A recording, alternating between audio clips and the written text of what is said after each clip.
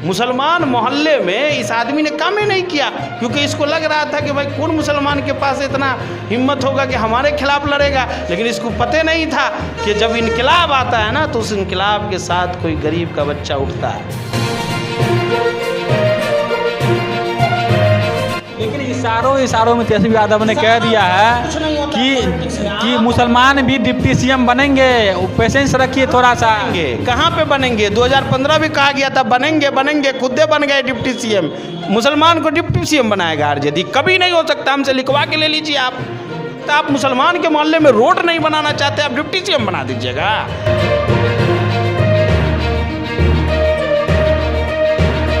बाहर से काफ़ी हो जाना था, काफ़ी मीठा बोलते हैं। एक बात बताइए, मीठा बोलने से विकास हो जाएगा? हम मीठा नहीं सुनना है, हमको मीठा नहीं सुनना है। बारीक है, इसीलिए तो पूरा मधुबनी को शुगर हो गया ना, मीठा मीठा बोलने के चक्कर में।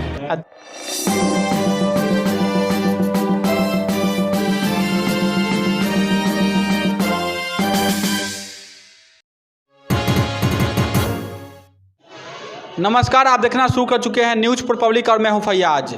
देखिए, मधुबनी विधानसभा का चुनाव जो है 11 नवंबर को होने वाला है और मतगणना 14 नवंबर को होगी। इसी को लेकर के मधुबनी विधानसभा में 9 प्रत्याशी चुनावी मैदान में हैं।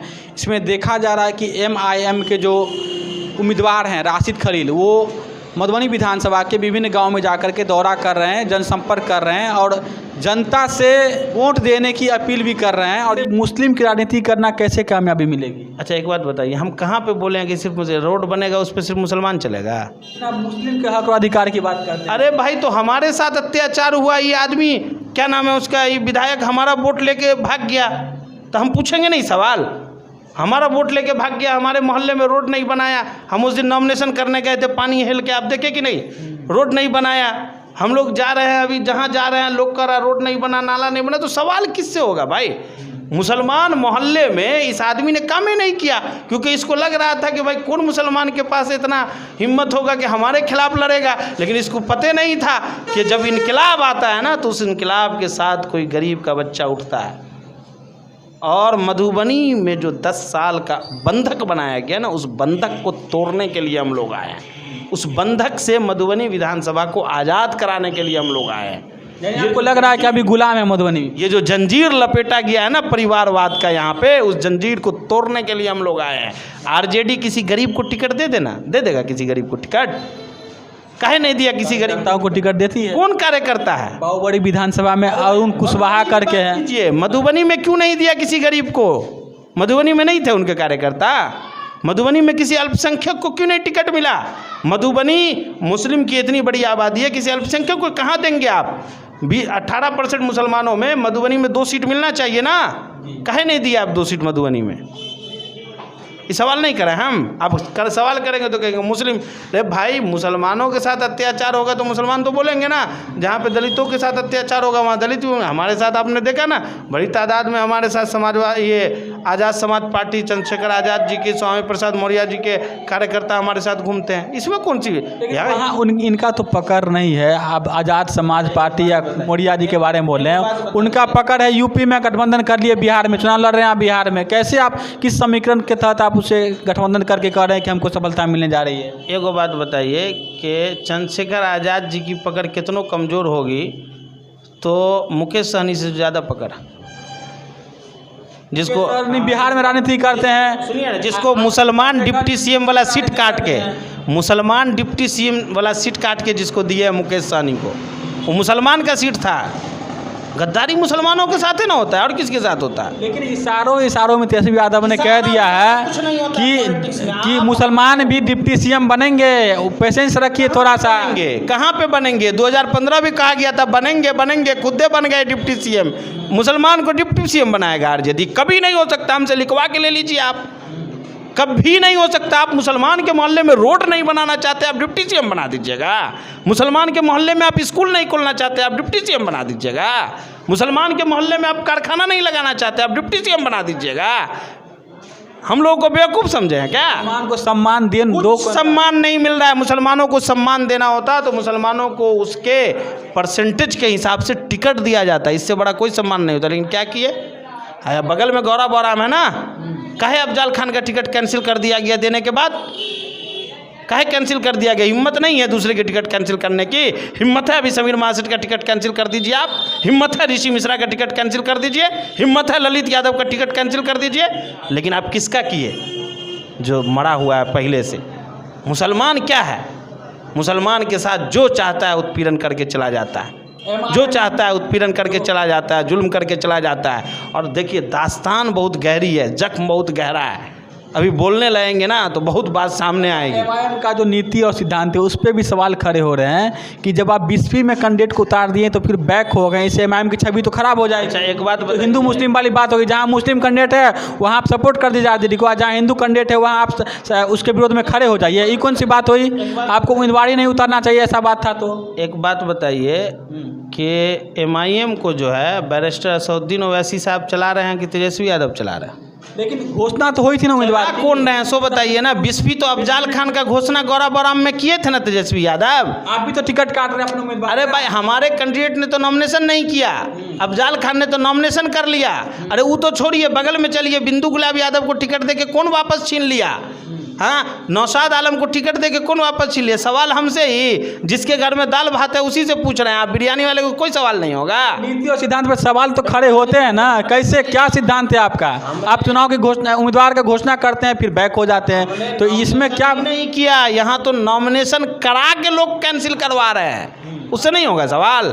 तो किस मकसद के साथ आप बैक हो गए ये बताइए। मकसद नहीं, पार्टी ने फैसला लिया, उस पार्टी के फैसले का हम सम्मान करते हैं, बात खत्म है। फैसला क्यों ली कि उम्मीदवार? पार्टी की अपनी मर्जी है, हम किसी के पिछलग्गू थोड़ी है। हम लालू यादव के दरवाजे के सामने थोड़ी 5 साल खड़े रहते हैं, टिकट दे दो, टिकट दे दो, टिकट दे दो। जहाँ जहाँ हिंदू, हमारे पास अपना टिकट है, जहाँ चाहेंगे लड़ेंगे, जहाँ चाहेंगे नहीं लड़ेंगे। जहाँ जहाँ हिंदू उम्मीदवार है वहाँ वहाँ आप ऐसी कोई बात नहीं भाई, क्योटी में हम लड़ रहे हैं कि नहीं लड़ रहे हैं, ऐसी कोई बात। देखिए ये सब र्यूमर गलत है। आप समझ लीजिए कि जब आदमी हारने पे आता है ना तो प्रोपेगेंडा का सहारा लेता है। क्योटी में आप लड़ रहे हैं, मुस्लिम लड़ रहे हैं ना, ऐसी बहुत सारी सीटें आप चले जाइए, हम लड़ रहे हैं ना, ढाका में लड़ रहे हैं कि नहीं। मुस्लिम हिंदू का इशू नहीं है, जहाँ पे हमको लग रहा है कि लड़ना चाहिए वहाँ हम लड़ेंगे, जहाँ लगेगा नहीं लड़ना चाहिए हम नहीं लड़ेंगे भाई। इसलिए कि निर्णय लेने वाले हम खुद हैं, हमारा निर्णय कोई दूसरा नहीं लेता है, हमारा लगाम किसी के हाथ में नहीं है, हम पट्टा नहीं किसी का पहने हुए हैं। यहाँ पे क्या है ना, मधुबनी में अब मामला बिल्कुल अलग है। मधुबनी का मामला क्लियर है और लोगों को अब धीरे धीरे समझ में आने लगा है कि भैया रेस से तो कोई बाहर हो चुका है ना।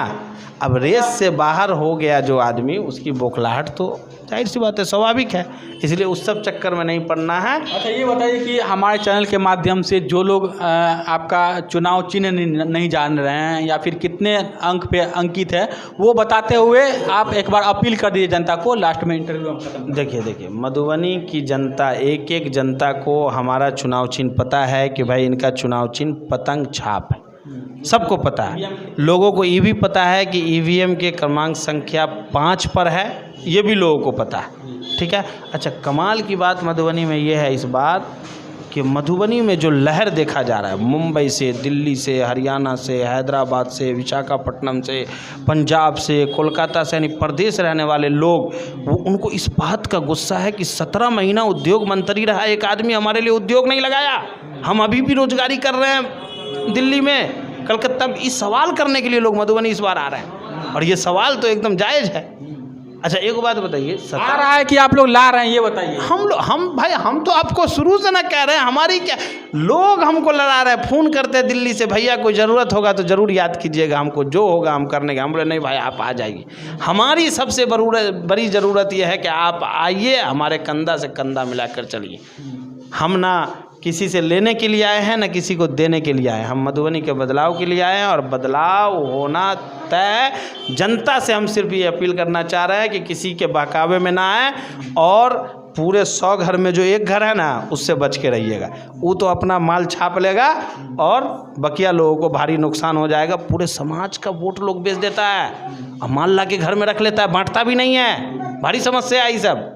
तो ऐसे लोगों को हल्ला उड़ रहा है कि तीसरी बार हैट्रिक लगा रहे हैं, क्या क्रीम बोल्ड इस बार देखिएगा सब पूरा गांव में हैट्रिक, मिडिल तीसरी बार जलने जा रहे हैं। गिराएंगे मिडिल विकेट गिराएंगे, क्या घबरा रहे हैं आप? अरे भाई क्या बुझे, अभी देख लीजिए ना, अभी मिडिल विकेट गिराएंगे, चैलेंज कर रहे हैं, चैलेंज मिडिल विकेट गिराएंगे। कौन होगा आपका टक्कर किनसे होगा ये बताओ। देख लेंगे किसके अंदर कितना दम है। हम तो बता तो दिए कि रेस से आदमी बाहर हो चुका है। अब मधुबनी में जो लोग भी चाहते हैं कि भाजपा और एनडीए को रोका जाए, उसको एमआईएम के साथ आना चाहिए।